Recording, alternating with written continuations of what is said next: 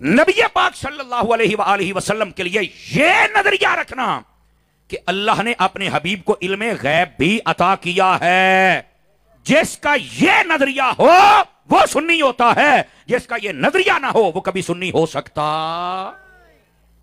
آج کل آپ دیکھیں نا، کئی بندے اپنے مدرسے کے باہر لکھ لیتے اہل سنت والجماعت، تو میں نے کہا تم تو کہتے تھے باقی سارے فرقے ہوتے ہیں، تو اب اہل سنت لفظ لکھنے کی تمہیں ضرورت کیا ہے؟ پہلے تو یہ بتاؤ نا۔ اور دوسری بات یہ ہے، سنی ہو تو پھر بتاؤ سنیوں والا مٹیریل بھی ہے، عقیدہ بھی ہے تمہارے پاس؟ سنی ہونے کے لیے تو ضروری ہے کہ نبی پاک کو افضل بھی مانا جائے، نبی پاک کو بااختیار بھی مانا جائے، اور نبی پاک صلی اللہ علیہ وسلم کے لیے یہ مانا جائے کہ یہ غیب کی خبریں دیتے ہیں اللہ کی عطا سے، یہ ماننا ضروری ہے۔ اب دیکھیں نا، قرآن مجید برہان رشید کی ایک آیت لوگ پڑھتے ہیں اور گمراہ کرتے ہیں، خود بھی گمراہ ہیں، ضال ہیں اور مضل ہیں، اور لوگوں کو بھی گمراہ کرتے ہیں۔ عالم الغیب فلا یظہر علی غیبہ احدا، کہتے ہیں احمد رضا کا ترجمہ اٹھا لو، اس نے بھی یہی لکھا ہے۔ میں نے کہا جاہلو، رضا والے تمہیں بتائیں گے اعلیٰ حضرت نے کیا لکھا ہوا ہے۔ ہاں اعلیٰ حضرت صاحب نے، پہلی تو بات یہ ہے آپ نے آیت پوری پڑھی نہیں، یہ خیانت کرتے ہیں لوگ۔ اب پوری آیت کیا ہے؟ فرمایا عالم الغیب فلا یظہر علی غیبہ احدا الا من ارتضی من رسول۔ اب ترجمہ سننا، مجھے کہنا نہ پڑے۔ فرمایا غیب کا سارا علم اللہ کے پاس ہے، اللہ کسی کو نہیں دیتا، ہاں جب رسولوں پہ راضی ہو جائے تو رب رسولوں کو عطا فرما دیتا ہے۔ تو میں نے کہا پوری آیت تو تم نے پڑھی نہیں ہے، تو پھر تو تم نے گمراہی ہونا ہے نا۔ اسی واسطے کسی یتیم العلم سے کبھی علم حاصل نہ کرنا، کسی عالم سے علم حاصل کرنا آپ نے۔ اور دوسری بات بڑی سمجھنے والی ہے، وہی قرآن مجید میں اللہ نے خود فرمایا وَعَلَّمَكَ مَا لَمْ تَكُنْ تَعْلَمْ وَكَانَ فَضْلُ اللَّهِ عَلَيْكَ عَظِيمًا۔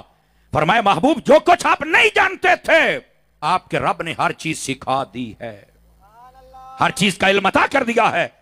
تو اگر کسی چیز کا علم نہیں بھی تھا تو جب میرے رب نے دے دیا ہے تو تجھے ماننے میں مسئلہ ہی کیا ہے؟ یہ دوسری بات۔ اب تیسری بات ہے، اللہ خود فرماتا ہے تِلْكَ مِنْ أَنْبَاءِ الْغَيْبِ نُوحِيهَا إِلَيْكَ۔ محبوب یہ غیب کی خبریں ہیں جو ہم آپ کو دے رہے ہیں۔ او بھائی جب رب خود کہہ رہا ہے کہ میں نے غیب کی خبریں دے دی ہیں تو پھر تم مانتے کیوں نہیں ہو؟ اب چوتھی آیت پہ آ جائیں، اللہ رب العزت نے خود فرمایا، اور یہ بات بڑی ہے سمجھنے والی۔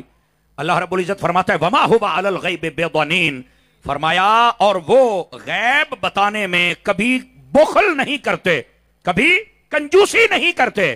تو یہاں پر بھی بعض یار لوگوں کی نبض پھڑک جاتی ہے، وہ کہتے ہیں یہ آیت تو اللہ کے بارے میں ہے۔ میں نے کہا مجھے منظور ہے، لیکن تمام مفسرین نے لکھا یہ اللہ کے بارے میں بھی ہے اور مصطفیٰ کے بارے میں بھی ہے، یعنی اللہ غیب بتائے تو اللہ بھی بخل نہیں کرتا، اور جب مصطفیٰ غیب بتائیں تو مصطفیٰ بھی بخل نہیں فرماتے۔ بھائی آپ بات سمجھے آپ سبھی حضرات؟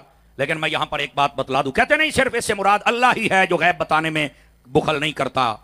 اچھا تو میں نے کہا اللہ نہیں نہ کرتا؟ کہا نہیں کرتا۔ اب اس جملے پر کراچی ہی مزہ لے سکتا ہے، یاد رکھ لیں۔ میں نے کہا اللہ نہیں نہ بخل کرتا؟ کہا نہیں کرتا۔ تو میں نے کہا بتا اللہ نے پھر بتایا کس کو ہے؟ کہا جی بتایا تو پھر مصطفیٰ کو ہے۔ تو میں نے کہا جب اللہ نے بخل فرمایا ہی نہیں اور سارا بتا دیا ہے تو پھر تمہیں مسئلہ ہی کیا ہے؟